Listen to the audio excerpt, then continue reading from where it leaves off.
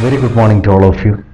Yesterday, the market reacted sharply due to profit booking and also due to the weak global cues. We expected a dip in the market because the market already rallied over 20% since the beginning of this year, so this was much anticipated. But yesterday's case, if you look at the bank shares were the worst performer.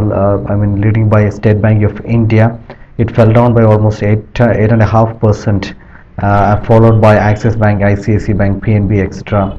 And other shares Reliance Communications, Sterlite, TLF all reacted more than 7% yesterday. It was the main was banking, reality, and metals.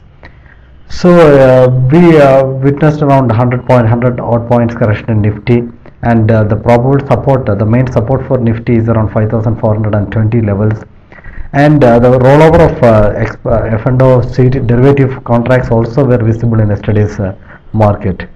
And this volatility is likely to be continued in today's trade also, because today's F&O series expiry for the month of February, and the next month series is trading with a large premium.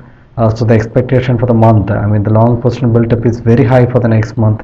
There can be good long rollover in the March series also.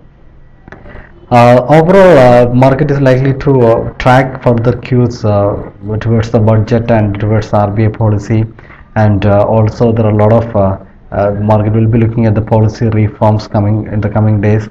And also, in addition to all these factors, crude oil prices will be a factor we might closely watching in the coming days, because the oil prices are rising sharply, which could make some pressure on the inflation.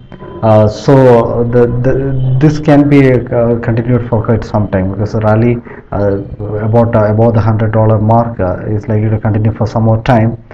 So that is also expected in the market.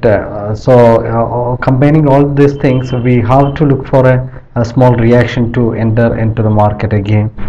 We are not creating any fresh short position, but we will look for entry opportunities to create fresh longs in the market. So that's all for the day. Thank you and have a nice day.